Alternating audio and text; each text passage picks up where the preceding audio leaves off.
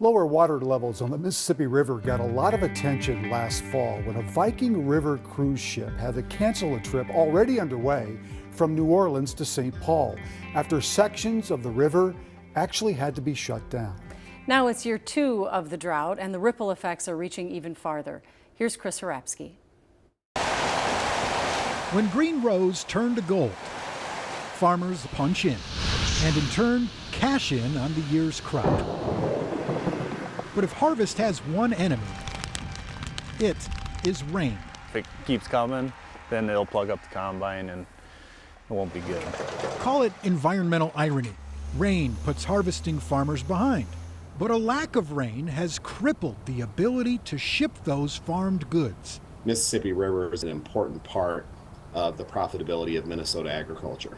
And now we're experiencing a movie sequel right now that none of us want to watch. For the second year in a row, drought is thinning out the depth and width of the mighty Mississippi River, which happens to be America's commodity-carrying superhighway. According to the USDA, nearly half of all the rice, soybeans, and wheat produced in the U.S. is exported. And this river carries 60% of all the grain that leaves the U.S. Few know the river as well as Lee Nelson. It is pretty beautiful.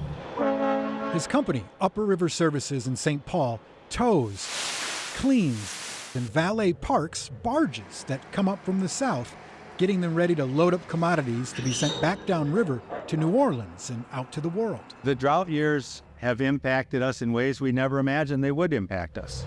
We're moving slower. We're not moving as much as quickly, and we can't move as much in one trip, but we're still moving. We haven't stopped. If you look at the Mississippi River here in Hastings, you might think to yourself, it doesn't seem all that low.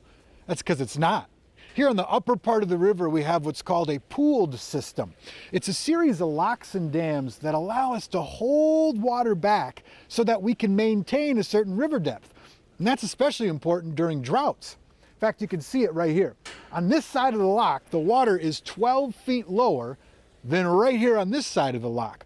And this river depth goes all the way up to the next lock and dam. But south of St. Louis, there are no locks or dams. 3 giant rivers converge, making the Mississippi too big and the building cost too expensive. The problem is drought. From moderate to exceptional, the entire path along the Mississippi River has dried. Since 2018, the river depth in St. Paul dropped 9 feet, and in Gutenberg, Iowa, it's down 6 feet. Thanks to dams, experts say that's no problem. But keep going south. In those same 5 years, the river depth sank 30 feet in St. Louis, 31 feet in Memphis, and 32 feet in Vicksburg, Mississippi. Certain parts are the lowest the river's ever been recorded. In 30 years, going back to the middle of August, this has been the most stressful harvest I've endured. George Level's company tows and services barges at 7 ports on the Mississippi River in Memphis.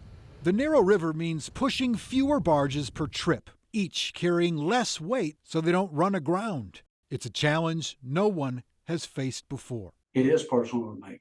I have friends that are farmers, friends that work in other industries that are dependent on this river, and to keep their businesses open and their farms alive and well, it is personal. Cargill, one of the largest grain exporters in the world, loads about 10,000 barges every year up and down the Mississippi. The Mississippi River used to be a highway, and what we've done is we've made it into, in some cases, a 1-lane road.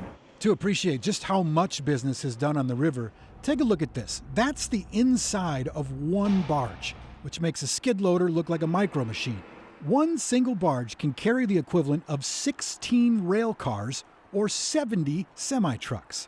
One single tow of barges tied together can equal 1,000 semi-trucks. And the river can do it with roughly 4.5 times the fuel efficiency of a truck. We couldn't find enough trucks or enough rail cars to move all the commodities out of here down to New Orleans. It just wouldn't be feasible. Without rain, this is the only weapon we have against low water. Dredging. The U.S. Army Corps of Engineers operates boats with giant excavators or vacuums on board, scooping and slurping up the river bottom in crucial low spots. We have to maintain a minimum depth of 9 feet And if it's less than 9 feet, the barges can get stuck on that. After the crisis last year, the Corps got out earlier this year with more dredges in the lower portion of the river, some operating 24/7 to clear the path for harvest traffic. If we're not out here servicing the locks and dams, doing the necessary dredging, ultimately what could happen is the river would shut down, and that impacts everyone.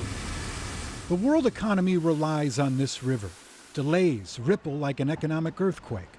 The transporters, the farmers, the wholesalers, and eventually the bill at your grocery store all take a hit when the sailing isn't smooth. The last 2 years, a warning for what lies downstream. We have one river and a vast number of legitimate beneficiaries of that river. The charge for all of us, no matter what generation you're a part of, is to figure out how we best coexist and how do we maintain this fantastic piece of nature that's provided so much for us. On the Mississippi River, Chris Harapsky, KARE 11 News. Fascinating. Is there any chance we could ever get enough rain over in a period of time to correct what's happened at this point? What's really interesting that I learned a lot from that piece, but the fact that just down, not very far from here, they can't have those locks and dams, which would help kind of preserve that water, you know? Because once in a while we get those huge rainstorms in that part of the country, and then they could hold that water, but that's probably what they need to do is somehow figure that out. I mean, I know it's the expense, but it's a remarkable story. I mean, well done by Chris and Yeah, Ron absolutely. Stover. Beautiful photography too.